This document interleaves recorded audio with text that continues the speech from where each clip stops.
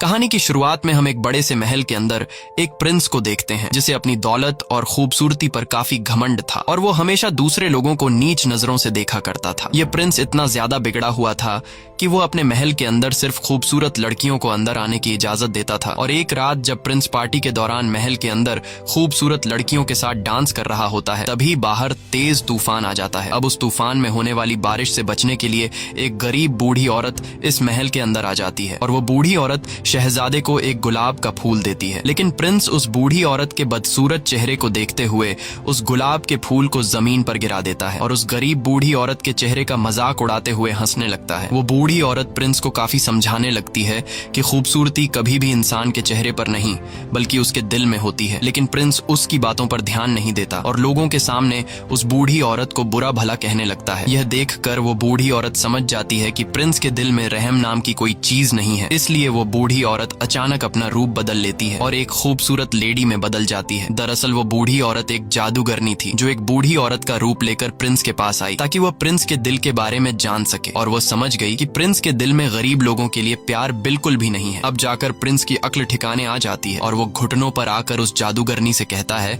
कि मुझे माफ कर दो। लेकिन अब जादूगरनी प्रिंस को कहाँ माफ करने वाली थी, क्योंकि कुछ देर पहले जब जादूगरनी ने प्रिंस से रिक्वेस्ट की कि प्लीज ये गुलाब का फूल एक्सेप्ट कर लीजिए, तब प्रिंस ने जादूगरनी के चेहरे का मजाक उड़ाते हुए उसके फूल को ठुकरा दिया था। इसीलिए अब वो जादूगरनी गुस्से में आकर अपने जादू से प्रिंस को जानवर यानी बीस्ट बना देती है। साथ ही प्रिंस को जितने भी लोग जानते थे वो जादूगरनी उन लोगों के दिमाग से प्रिंस को भुला देती है। यहाँ पर हमें यह पता चलता है कि उस जादूगरनी ने प्रिंस को जो फूल दी थी वह कोई आम फूल नहीं था बल्कि वह एक जादुई फूल था और उस फूल को एक्सेप्ट न करने पर जादूगरनी ने प्रिंस को श्राप दे दिया जिससे वह एक जानवर में बदल गया।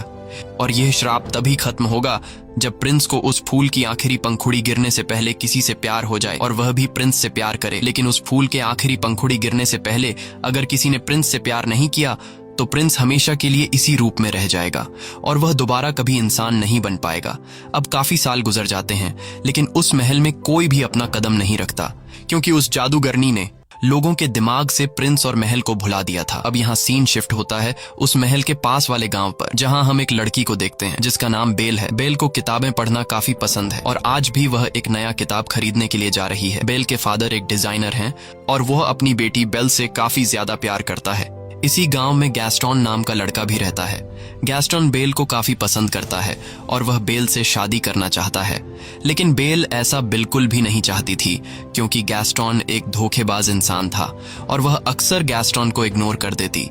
लेकिन गैस्टोन भी बेल का पीछा नहीं छोड़ता और वह किसी भी हाल में बेल से शादी करना चाहता है। एक दिन बेल का फादर किसी काम से जंगल के रास्ते शहर जा रहा होता है। जंगल के बीच में पहुंचने के बाद वह रास्ता भटक जाता है। तब सामने उसे एक दूसरा रास्ता दिखाई देता है। बेल का फादर सोचता है कि यह रास्ता शायद शॉर्टकट हो, इसलिए वह इस रास्ते पर चल पड़ता है। कुछ दूर आगे जाने के बाद तभी उसे जंगल से कुछ अजीब सी आवाजें सुनाई देने लगती हैं। बेल के पिता जब पीछे मुड़कर देखते हैं तो उसे पता चलता है कि जंगल के कुछ खतरनाक भेड़िए उसके पीछे पड़ गए हैं। यह देखते हुए बेल के फादर अपनी जान बचाने के लिए वहां से तेजी से घोड़ा गाड़ी को भगाने लगते हैं और भागते भागते वह एक महल के बाहर पहुंच जाता है। यह महल कोई और नहीं बल्कि वही महल है जिसे हमने कहानी की शुरुआत में देखा था। बेल का फादर इतने बड़े महल को देखकर हैरान रह जाता है और जब वो महल के अंदर आता है तो वो देखता है कि इस महल के अंदर कोई भी नहीं रहता। लेकिन हैरान करने वाली बात यह थी कि महल के अंदर कोई भी न रहते हुए महल के अंदर गरमाइश के लिए आग जल रही होती है। ये देखकर बेल के पिता को कुछ अजीब लगता है, लेकिन फिर वो इस पर ज्यादा ध्यान नहीं देता और तभी उसकी नजर खाने के टेबल पर पड़ती है जहाँ खाना ऐसे सजाया गया था कि जैसे कोई शहजादा उसे खाने आने वाला हो। अब बेल के पिता को बहुत ज्यादा भूख लगी थी, इसलिए वो बिना कुछ सोचे समझे खाने के टेबल पर बैठ जाता है और बड़े ही मजे से खाना खाने लगता है। लेकिन उसे पता नहीं था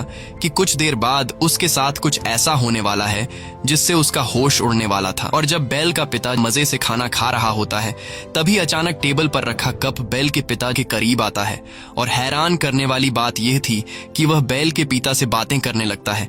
ये देखकर बेल के पिता बहुत ज्यादा घबरा जाते हैं और वहां से भागने लगते हैं। अब यहाँ पर सवाल यह उठता है कि वह कप आखिर कैसे बोल रहा था। दरअसल यहाँ पर जितनी भी चीजें पड़ी हुई थी वो पहले कभी इंसान हुआ करते थे, लेकिन जादूगरनी के श्राप की वजह से ये सभी के सभी चीजों में बदल गए। वही हम बेल के पिता को देखते हैं जो महल से बाहर आ गया होता है और तभी वो गार्डन में कई सारे सफेद गुलाब के फूल देख लेता है। बेल के फादर सोचते हैं कि मेरी बेटी ने फूल मंगवाया था, इसीलिए वो वहाँ से चुपचाप एक फूल को तोड़ लेते हैं और जैसे ही बेल के पिता फूल तोड़ते हैं तभी वहाँ पर बीस्ट आ जाता है। बीस्ट बेल के पिता पर काफी गुस्सा होता है क्योंकि बेल के पिता ने उसके गार्डन से गुलाब चुराने की कोशिश की, इसलिए बीस्ट गुलाब का फूल चुराने के जुर्म में बेल के पिता को कैद कर लेता है। लेकिन बेल के फादर का घोड़ा वहाँ से भाग जाता है और वह घोड़ा भागते भागते सीधा अपने घर आता है। बेल जब देखती है कि घोड़ा सिर्फ अकेला ही आया है और उसके फादर तो नहीं आए, ये देखकर वो फौरन समझ जाती है कि उसके फादर किसी मुसीबत में फंसे हुए हैं। इसीलिए बेल अपने फादर को ढूंढने के लिए उस घोड़े पर बैठ जाती है, जिसके बाद वह घोड़ा बेल को जंगल के रास्ते ले जाते हुए उसी महल में ले आता है जहाँ बेल के पिता कैद में है। बेल जब महल के अंदर जाती है तब वह चारों तरफ अपनी नजर घुमाती है, लेकिन वहाँ पर उसे कोई भी दिखाई नहीं देता। बेल वहाँ पर काफी आवाजें भी लगाती है कि यहाँ पर कोई है, पर उसे कोई भी जवाब नहीं मिलता। बेल भी परेशान हो जाती है कि आखिर इतना बड़ा महल खाली कैसे पड़ा है। अब जैसे ही बेल आगे बढ़ती है तभी उसके कानों में लोगों की आवाजें सुनाई देती हैं, लेकिन हैरान करने वाली बात यह थी कि उसे कोई भी दिखाई नहीं दे रहा था। दरअसल ये वही घड़ी और कैंडल स्टैंड बातें कर रहे थे। अब जब बेल उस घड़ी और कैंडल स्टैंड के करीब आती है तभी ऊपर से बेल को अपने पिता की चिल्लाने की आवाज सुनाई देती है, जिसके बाद वह फौरन ऊपर वाले फ्लोर पर चली जाती है जहाँ उसे अपना फादर एक कोठरी के अंदर बंधा हुआ दिखाई देता है। बेल के फादर उसे जल्दी जल्दी में बताते हैं कि यह सारा महल जिंदा है, इसीलिए जितना जल्दी हो सके तुम यहाँ से भाग जाओ, कहीं ऐसा ना हो कि वह बीस्ट तुम्हें देख ले। बेल पूछती है कि कौन सा बीस्ट, जिस पर बेल के फादर बताते हैं कि वह बीस्ट बहुत ही ज्यादा खतरनाक है। मैंने तुम्हारे लिए यहाँ से सिर्फ एक फूल तोड़ा था, जिसकी सजा के तौर पर उस बीस्ट ने मुझे यहाँ उम्र भर कैद में डाल दिया। बेल के पिता बेल से कहते हैं कि तुम जल्दी से यहाँ से भाग जाओ, नहीं तो वह तुम्हें भी पकड़ लेगा। अब इससे पहले कि बेल वहाँ से निकल पाती तभी वहाँ पर बीस्ट आ जाता है, जिसे देखकर बेल काफी घबरा जाती है क्योंकि वह बीस्ट बहुत ही ज्यादा डरावना लग रहा था। लेकिन बेल अपने डर पर काबू रखते हुए बीस्ट को ऐसा दिखाती है कि जैसे वह बीस्ट से बिल्कुल भी नहीं डर रही। बेल कहती है कि मैं अपने फादर से मिलना चाहती हूँ, लेकिन बीस्ट बेल को अपने फादर से मिलने से मना कर देता है। तब बेल बीस्ट से कहती है कि तुम कितने जालिम इंसान हो जो एक गुलाब का फूल तोड़ने की वजह से तुमने मेरे फादर को उम्र भर की कैद की सजा सुना दी। मेरे फादर ने सिर्फ एक फूल ही तो तोड़ा है और ऐसा करने के लिए मैंने ही उनसे कहा था, इसलिए तुम्हें मुझे कैद करना चाहिए। लेकिन बीस्ट बेल की बात मानने से इनकार कर देता है और कहता है कि मैं तुम्हें तुम्हारे फादर से मिलने के लिए कुछ देर तक दरवाजा खोल रहा हूँ, इसलिए तुम्हें अपने फादर से आखिरी बार जो भी कहना है कह दो, क्योंकि अगर यह दरवाजा एक बार खुल गया और बंद हो गया तो दोबारा कभी भी नहीं खुलेगा। यह कहते ही बीस्ट सेल का दरवाजा खोल देता है। बेल जल्दी से अंदर जाकर अपने फादर को गले लगाती है और बड़ी ही चालाकी से अपने फादर को बाहर धक्का दे देती है, जिसके बाद वो खुद उस सेल का दरवाजा अपने पीछे बंद कर देती है। अब बीस्ट ने जैसे कहा था कि एक बार अगर यह दरवाजा खुल गया और फिर बंद हो गया तो दोबारा कभी नहीं खुलेगा, इसलिए अब वो बीस्ट बेल के फादर को अंदर नहीं डाल सकता था। बेल के फादर कहते हैं कि तुमने ऐसा क्यों किया? तब बेल अपने फादर से कहती है कि तुम्हारा बाहर रहना ज्यादा जरूरी है। इसके बाद बेल का फादर वहाँ से जाने लगता है और अपनी बेटी से कहता है कि मैं जल्दी ही तुम्हें छुड़ाने के लिए मदद लेकर आऊंगा। और अब बेल यहाँ पर कैद हो जाती है। लेकिन जैसे ही बीस्ट वहाँ से जाता है तभी एक घड़ी और एक कैंडल दोनों बेल के पास आते हैं। दरअसल यह कभी इंसान हुआ करते थे, लेकिन जादूगरनी के श्राप की वजह से अब यह दोनों घड़ी और कैंडल में चेंज हो चुके थे। अच्छी बात यह थी कि यह इंसान के जैसा ही सब कुछ कर सकते हैं, जैसे चलना, बोलना, हंसना या फिर इंसान की तरह कोई भी काम करना। वो घड़ी और कैंडल स्टैंड दरवाजा खोलकर अंदर आ जाते हैं और बेल से बातें करने लगते हैं। ये सब देखकर बेल घबरा जाती है और बेल को कुछ समझ नहीं आ रहा होता कि यह सब क्या हो रहा है। यहाँ कैंडल स्टैंड बेल से कहता है कि घबराओ मत और हमारे पीछे आओ। बेल अब किसी तरह हिम्मत जुटाकर उनके पीछे जाती है और वो दोनों बेल को एक लग्जूरियस रूम के अंदर ले आते हैं और बेल से कहते हैं कि तुम यहाँ रह सकती हो। लेकिन जब इस बात की खबर बीस्ट को लगती है तब उसे काफी गुस्सा आता है, इसीलिए वह घड़ी और कैंडल स्टैंड को काफी डांटने लगता है। लेकिन वो दोनों कहते हैं कि शायद यही लड़की है जो हमें उस श्राप से आजाद करवाएगी। इसलिए वो कैंडल स्टैंड और घड़ी बीस्ट से कहते हैं कि तुम्हें उस लड़की के करीब जाकर उसे इम्प्रेस करना चाहिए। वो बीस्ट से कहते हैं कि जाओ और इस लड़की से बातें करो, उसे खाने के लिए इन्वाइट करो और उसे अपने प्यार के जाल में फंसा लो। ये सब सुनकर बीस्ट गुस्सा हो जाता है और कहता है कि क्या तुम दोनों पागल हो चुके हो? मैं इतना गिर चुका हूँ कि अब मैं एक चोर की बेटी को खाने के लिए इनवाइट करूं और उसके साथ बैठकर खाना खाऊंगा। बीस्ट कहता है कि ऐसा कभी भी नहीं हो सकता, लेकिन जब सारे लोग उसे कहते हैं कि तुम्हें इस लड़की को खाने पर इनवाइट करना होगा, तब वह मान जाता है, क्योंकि इस महल के अंदर जितने भी लोग कैंडल चेयर, घड़ी और चीजें बने हैं, उसका जिम्मेदार सिर्फ और सिर्फ बीस्ट है। क्योंकि अगर वह उस दिन उस बूढ़ी औरत से वह फूल खुशी खुशी ले लेता तो आज इन लोगों की हालत इस तरह नहीं होती। अब यहाँ बीस्ट बेल के रूम का दरवाजा खटखटाकर उससे कहता है कि तुम मेरे साथ खाना खाओगी, लेकिन इसे तुम कोई रिक्वेस्ट मत समझना। ये सुनकर बेल उससे कहती है कि क्या तुम पागल हो? तुमने पहले मेरे फादर को बंदी बनाया, फिर मुझे कैद कर लिया और अब मेरे साथ खाना खाने के लिए पूछ रहे। ऐसा कभी नहीं हो सकता। ये सुनकर बीस्ट गुस्से से दरवाजे पर जोर जोर से पीट कर बोलने लगता है कि चाहे जो भी हो जाए तुम मेरे साथ खाना खाकर ही रहोगी। लेकिन बेल कहती है कि मैं भूखी ही क्यों न मर जाऊं, पर मैं तुम्हारे साथ खाना कभी नहीं खाऊंगी। यह सुनकर बीस्ट का गुस्से से बुरा हाल हो जाता है और कहता है कि ठीक है, तुम्हारी यह ख्वाहिश भी पूरी होगी, अब मैं तुम्हें भूखा ही मारूंगा। वह कहता है कि इसे कोई भी खाना मत दो और इसे भूख से मरने दो। यह कहकर बीस्ट वहाँ से चला जाता है। अब यहाँ घड़ी, कैंडल और बाकी चीजें काफी उदास हो जाते हैं, क्योंकि उनका श्राप से आजाद होने का मौका जाया हो चुका था। यहाँ पर हम देखते हैं कि बीस्ट उसी गुलाब के फूल के पास जाता है जिसकी आखिरी पंखुड़ी गिरने के बाद महल के अंदर मौजूद सभी लोग मर जाएंगे। यहाँ बीस्ट देखता है कि इस फूल की बहुत सारी पंखुड़ियां टूटकर नीचे गिर गई हैं। ये देखकर बीस्ट बहुत ज्यादा उदास हो जाता है, क्योंकि इस फूल से पहले ही कई सारी पंखुड़ियां गिर चुकी होती हैं और अब बस कुछ ही पंखुड़ियां रह गई होती हैं। ये वही जादूगरनी का दिया हुआ मैजिकल फूल होता है जिसकी आखिरी पंखुड़ी गिरने से पहले अगर किसी लड़की को बीस्ट से प्यार नहीं हुआ तो बीस्ट के साथ साथ वो श्रापित लोग जो इस वक्त गाड़ी, टेबल, अलमारी और कैंडल स्टैंड में बदले हैं, ये लोग हमेशा के लिए मिट जाएंगे। वहीं दूसरी तरफ हम देखते हैं कि बेल का फादर वापस अपने गांव आ चुका है। वो सभी लोगों से कहने लगते हैं कि मेरी बेटी की जान खतरे में है। जंगल के पास एक महल है जहां पर एक बीस्ट रहता है और उसी बीस्ट ने मेरी बेटी को कैद करके रखा है। ये सब सुनकर वहां पर मौजूद सभी लोग बेल के पिता पर हंसने लगते हैं और उसकी बात पर कोई भी यकीन नहीं करता। लेकिन गैस्टन, जो कि बेल से शादी करना चाहता था, इसीलिए वो बेल के फादर को इम्प्रेस करने के लिए कहता है कि मैं तुम्हारी बातों पर यकीन करता हूँ, मैं तुम्हारे साथ जाऊंगा तुम्हारी बेटी को बचाने के लिए। जिसके बाद गैस्टन और उसका एक साथी बेल के फादर के साथ जंगल के रास्ते से होते हुए बेल के पास जाने लगते हैं। अब रात के अंधेरे में बेल का फादर जिस रास्ते से महल तक पहुंचा था, वो रास्ता अब बेल का फादर भूल चुका होता है और उसे वो रास्ता नहीं मिल रहा होता। ये देखकर गैस्टन को काफी गुस्सा आता है और वो बेल के फादर से कहता है कि तुम्हारा दिमाग खराब हो गया है, यहाँ कोई भी बीस्ट नहीं रहता, तुमने फिजूल में मेरा टाइम जाया किया। साथ ही साथ गैस्टन बेल के फादर से यह भी कह देता है कि मैं तुम्हारी बेटी से प्यार करता हूँ और मैं तुम्हारी बेटी से शादी करना चाहता हूँ। लेकिन बेल के फादर उससे कहते हैं कि मेरे जिंदा रहते हुए ऐसा कभी नहीं हो सकता। इस बात पर गैस्टन को काफी गुस्सा आता है और वो बेल के फादर को पंच मारकर नीचे गिरा देता है। इसके बाद वो बेल के पिता को एक पेड़ के साथ बांध देता है और उसे वहीं मरने के लिए छोड़कर वहां से चला जाता है ताकि भेड़िए इसे मार दें, क्योंकि यह भेड़ियों का इलाका था। लेकिन ऐसा कुछ नहीं होता और अगली सुबह हम देखते हैं कि बेल के पिता के पास एक लेडी आती है जिसका नाम अगता था। अगता को गांव से निकाल दिया गया था। यहाँ अगता जब बेल के फादर को बंधा हुआ पाती है तब वो बेल के फादर को छुड़ाकर उसकी जान बचा लेती है। वहीं दूसरी तरफ हम महल में बेल को देखते हैं जिसके पास चाय का कप मिलने आता है और बेल से कहता है कि बीस्ट कोई बुरा इंसान नहीं है, बल्कि वो दिल का बहुत ही अच्छा है। इसके बाद वो सभी चीजें बेल को अपने साथ एक दूसरे रूम में ले जाते हैं जहाँ वो बेल को खाना खिलाते हैं।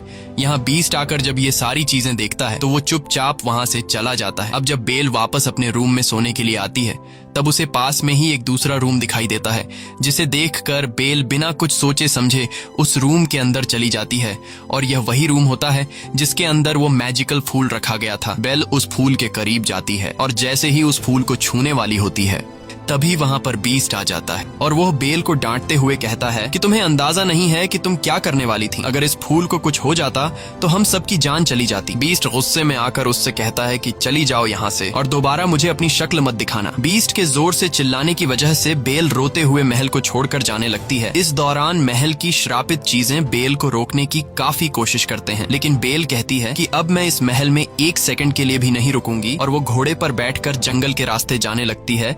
बेल को जाता देखकर महल के अंदर मौजूद श्रापित चीजें काफी मायूस हो जाती हैं, क्योंकि बेल इन्हें छोड़कर चली गई और ये श्रापित चीजें समझ जाते हैं कि अब हम हमेशा के लिए इसी हालत में रहेंगे। यहाँ बेल जैसे ही जंगल में कुछ दूर आगे आती है तभी वहाँ कुछ भेड़िए उसे घेर लेते हैं, लेकिन इससे पहले कि वो भेड़िए बेल को कोई नुकसान पहुंचा पाते तभी वहाँ पर बीस्ट आ जाता है और वो उन भेड़ियों से लड़ने लगता है। काफी देर तक उन भेड़ियों से लड़ने के बाद आखिरकार बीस्ट उन सभी भेड़ियों को वहाँ से भगा देता है, लेकिन इस लड़ाई में वो खुद भी बुरी तरह से घायल हो चुका था। बेल अभी घोड़े पर बैठकर वहां से जाने ही वाली थी कि तभी वो देखती है कि बीस्ट ज्यादा जख्मी होने की वजह से जमीन पर गिर गया है। अब क्योंकि बीस्ट ने बेल की जान बचाई थी, इसीलिए अब बेल वहां से जाने की बजाय बीस्ट के पास आ जाती है और कहने लगती है कि मैं तुम्हें उठा नहीं सकती, इसीलिए तुम्हें खुद ही उठना होगा। अब बीस्ट काफी मुश्किल से हिम्मत करके खड़ा हो जाता है, जिसके बाद बेल उसे घोड़े पर बैठाकर वापस महल की तरफ ले आती है। अब बेल एक बार फिर से वापस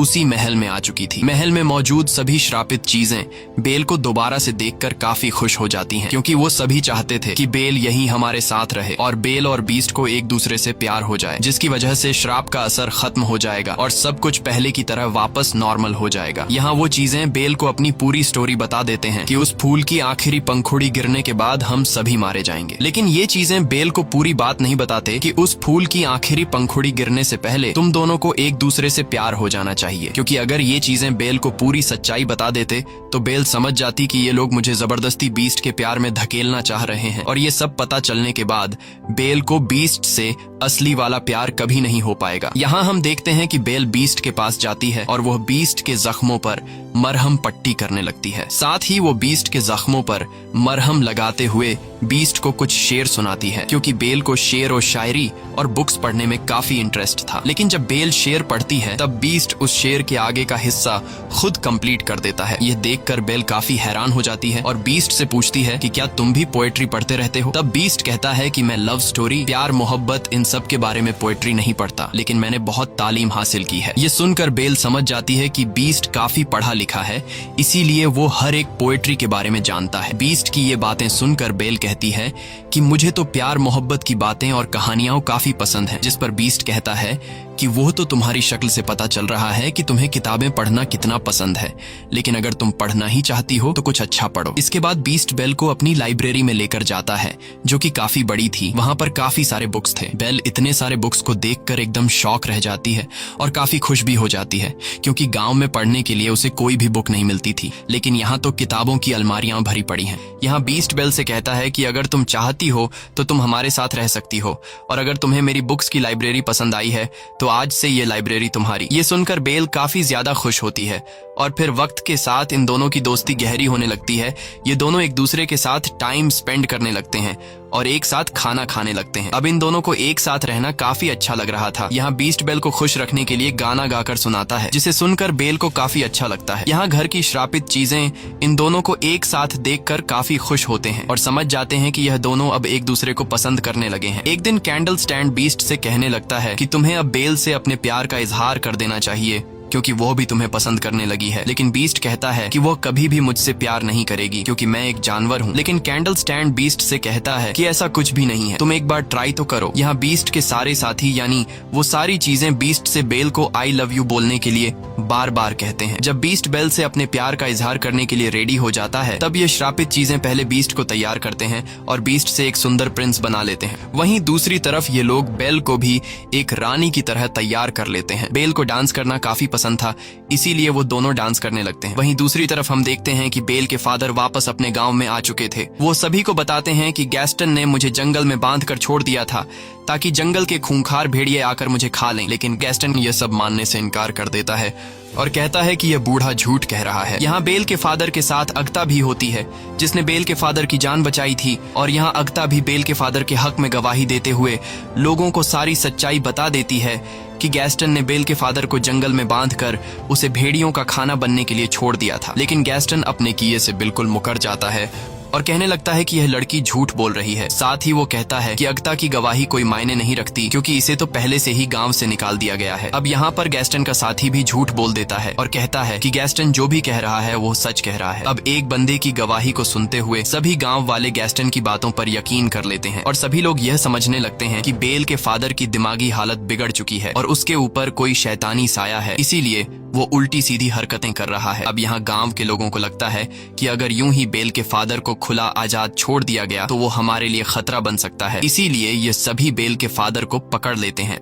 और उसे बंदी बना लेते हैं। वहीं दूसरी तरफ हम महल में बीस्ट और बेल को देखते हैं, जहां ये दोनों डांस कर रहे होते हैं और बीस्ट काफी साल बाद डांस कर रहा था। यहाँ बीस्ट बेल से कहता है कि मैं इन फीलिंग्स को काफी अच्छा महसूस कर रहा हूँ, क्योंकि मैं इस एहसास को जैसे भूल ही गया था। बेल कहती है कि मुझे भी डांस करना काफी पसंद है और मुझे मेरे फादर ने डांस करना सिखाया। ये सुनकर बीस्ट बेल से पूछने लगता है कि क्या तुम अपने फादर को मिस करती हो? तब बेल कहती है, हाँ, मुझे अपने फादर की बहुत याद आ रही है। ये सुनकर बीस्ट को बेल पर तरस आता है और वह बेल को एक आईना दिखाते हुए कहता है कि इस आईने की मदद से तुम हर उस इंसान को देख सकते हो जिसे तुम देखना चाहती हो। बेल उस आईने को लेकर जब अपने फादर को याद करती है तब उसे आईने में अपना फादर दिखाई देता है और वो देखती है कि गांव वालों ने उसके फादर को बंदी बनाया हुआ है। यह देखकर बेल काफी परेशान हो जाती है, जिस पर बीस्ट कहता है कि तुम्हें अपने फादर के पास जाना चाहिए क्योंकि इस वक्त तुम्हारे फादर को तुम्हारी जरूरत है। साथ ही बीस्ट बेल को वो जादुई आईना भी देता है और कहता है कि जब तुम्हें मेरी याद आए तब तुम मेरी इस बदसूरत शक्ल को इस आईने में देख लेना। जिसके बाद बेल अपने फादर को बचाने के लिए फौरन वहाँ से चल देती है। और अब बेल के जाने के बाद बीस्ट महल में अकेला रह गया था। बीस्ट बेल को काफी मिस करने लगा था क्योंकि अब उसे बेल से प्यार हो गया था और अब क्योंकि बीस्ट ने खुद ही बेल को आजाद कर दिया था, इसीलिए जो श्राप जादूगरनी ने इन्हें दिया था वो अब कभी भी खत्म नहीं होगा। इस बात को लेकर बीस्ट और उसके बाकी के साथी काफी उदास हो जाते हैं। वहीं दूसरी तरफ बेल अपने गांव पहुंच जाती है और वो देखती है कि उसके फादर को गांव वालों ने बंदी बनाया हुआ है। बेल सभी को बताती है कि मेरे फादर जो कह रहे हैं वो बिल्कुल सच है। वो सभी को बताने लगती है कि जंगल में एक महल है जहां पर एक बीस्ट रहता है, लेकिन गांव वाले बेल की भी बातों पर यकीन नहीं कर रहे थे। अब जब गांव वाले बेल की बात पर यकीन नहीं कर रहे होते तब बेल उस जादुई आईने में सभी लोगों को बीस्ट दिखाती है, जिसे देखकर सभी लोग काफी हैरान रह जाते हैं। बेल इन सभी लोगों से कहती है कि तुम लोगों को डरने की जरूरत नहीं, क्योंकि वो बीस्ट बिल्कुल भी खतरनाक नहीं है, बल्कि वो बीस्ट दिल का बहुत ज्यादा अच्छा है और वो किसी को नुकसान नहीं पहुंचाता। अब गैस्टन बेल को जब उस बीस्ट की इतनी ज्यादा तारीफ करते हुए सुनता है तो वो समझ जाता है कि बेल अब बीस्ट से प्यार करने लगी है और इस वजह से गैस्टन जेलस फील करता है। इसीलिए वो सभी गांव वालों को भड़काने की कोशिश करता है कि उस बीस्ट ने बेल पर ब्लैक मैजिक कर दिया है, जिस वजह से वो भी अपने फादर की तरह बातें करने लगी है। इसके बाद गैस्टन गांव वालों से कहता है कि बेल पर ब्लैक मैजिक होने की वजह से वो हमें नुकसान पहुंचा सकती है, इसीलिए बेल को भी उसके फादर के साथ बांध दो। जिसके बाद गांव के लोग बेल को उसके फादर के साथ बांध देते हैं। यहाँ गैस्टन गांव के सभी लोगों को उकसाता है कि हम सभी को मिलकर उस महल में जाना चाहिए और उस बीस्ट को जान से मार डालेंगे। अगर वो नहीं मरा तो वो हमारे गांव आकर हम सभी को मार डालेगा। यहाँ गांव वाले उसकी बातों में आ जाते हैं और पूरा गांव बीस्ट को मारने के लिए महल की तरफ चल पड़ता है। दरअसल गैस्टन बीस्ट को मारने के लिए गांव वालों को इसलिए उकसाता है क्योंकि वह बीस्ट को मारकर उसके महल पर कब्जा करना चाहता था और खुद को उस महल का प्रिंस बनाना चाहता था। यहाँ हम देखते हैं कि बेल भी किसी तरह करके खुद को छुड़ा लेती है और वह भी महल की तरफ निकल पड़ती है। वहीं गांव के लोग बीस्ट को मारने के लिए महल तक पहुंच जाते हैं और जैसे ही यह लोग महल के अंदर दाखिल होते हैं तब बीस्ट के सारे साथी यानी गाड़ी, कैंडल स्टैंड और बाकी चीजें इन लोगों पर हमला कर देते हैं। गांव के लोगों को कुछ भी समझ में नहीं आ रहा था कि यह सब क्या हो रहा है, क्योंकि उनके आंखों के सामने कोई इंसान नहीं बल्कि बेजान चीजें थीं। वहीं पर हम गैस्टन को देखते हैं जो कि बीस्ट के पास पहुंच जाता है, लेकिन बीस्ट काफी उदास होता है क्योंकि बेल के जाने के बाद उसे कुछ भी अच्छा फील नहीं हो रहा था और वो बेल को काफी मिस कर रहा था। गैस्टन बीस्ट से कहता है कि तुम्हें क्या लगता है कि बेल तुमसे प्यार करती है? तुम्हारी ये सोच गलत है, क्योंकि बेल ने ही तुम्हें खत्म करने के लिए हम सभी गांव वालों को यहाँ भेजा है। ये सुनकर बीस्ट काफी ज्यादा मायूस हो जाता है और तभी गैस्टन बीस्ट को शूट कर देता है, जिससे बीस्ट नीचे गिर जाता है। लेकिन नीचे गिरने से पहले बीस्ट टेरेस की एक लकड़ी को पकड़ लेता है। अब इससे पहले कि गैस्टन बीस्ट को मारने के लिए दूसरी गोली चला पाता, तभी वहां पर बेल आ जाती है और बेल गैस्टन का हाथ पकड़ लेती है ताकि वो बीस्ट को गोली ना मार सके। लेकिन इस हाथापाई में गैस्टन का पांव फिसल जाता है, जिससे वो नीचे गिर जाता है और उसके हाथ से बंदूक भी छूटकर नीचे गिर जाती है। अब बीस्ट भी ऊपर आने की कोशिश करता है और तभी बेल उसे आवाज देती है। बेल बीस्ट से माफी मांगते हुए कहती है कि मैंने गांव वालों को रोकने की बहुत कोशिश की, लेकिन वो नहीं रुके। बेल की यह बातें सुनकर बीस्ट काफी खुश हो जाता है और वो समझ जाता है कि गैस्टन ने मुझसे झूठ कहा था। बेल ने मुझे मारने के लिए गांव वालों को यहाँ नहीं भेजा था। अब बेल को देखकर बीस्ट के अंदर एक हिम्मत आ जाती है और वो गैस्टन का मुकाबला करने के लिए तैयार हो जाता है, जिसके बाद वो गैस्टन के पास जाकर उसे गर्दन से पकड़कर ऊपर उठा लेता है और उसे महल की ऊंची दीवार से नीचे फेंकने वाला होता है। तब गैस्टन बीस्ट से काफी रिक्वेस्ट करने लगता है कि प्लीज ऐसा मत करो और मुझे छोड़ दो। बीस्ट जो अब एक अच्छे दिल का मालिक बन गया होता है, इसीलिए वो गैस्टन पर रहम खाकर उसे छोड़ देता है और उससे कहता है कि चले जाओ यहाँ से। गैस्टन दौड़ते हुए वहाँ से चला जाता है, जिसके बाद बीस्ट बेल के पास आ जाता है। अब मौके का फायदा उठाकर गैस्टन पीछे की तरफ से बीस्ट पर 2 गोलियां चला देता है, जिससे बीस्ट नीचे गिर जाता है। लेकिन तभी हम देखते हैं कि गैस्टन जिस जगह पर खड़ा हुआ था वह जगह टूट जाती है और गैस्टन भी नीचे गिर जाता है। अब काफी ऊंची जगह से गिरने की वजह से गैस्टन की वहीं पर मौत हो जाती है। यहाँ बेल दौड़ते हुए बीस्ट के पास आती है और उसे बचाने की कोशिश करती है, लेकिन अब बीस्ट की हालत काफी खराब हो चुकी थी, क्योंकि अब वो काफी इंजर्ड हो चुका था और वो अपनी आखिरी सांसें ले रहा होता है। तब बेल बीस्ट से कहने लगती है कि अब मैं तुम्हें कभी भी छोड़कर नहीं जाऊंगी।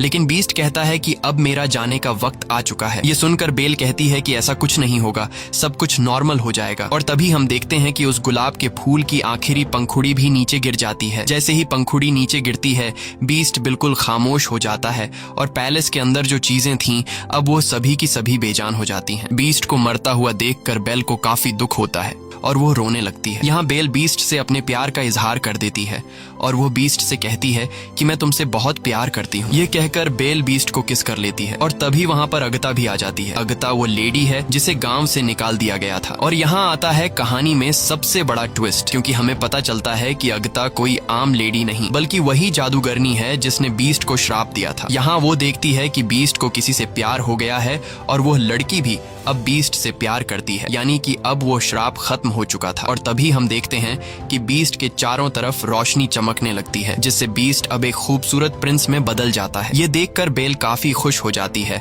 और ये दोनों एक दूसरे को गले लगाते हैं। वहीं महल के अंदर जितनी भी श्रापित चीजें थीं अब वो सभी इंसान बनना शुरू हो जाते हैं और अपने असली रूप में आ जाते हैं। सभी लोग काफी खुश होते हैं। बेल और बीस्ट सभी लोगों के बीच में डांस कर रहे होते हैं और इसी के साथ यह कहानी खत्म हो जाती है। अगर आपको यह वीडियो अच्छी लगी हो तो हमारे चैनल को सब्सक्राइब और वीडियो को लाइक जरूर कीजिएगा।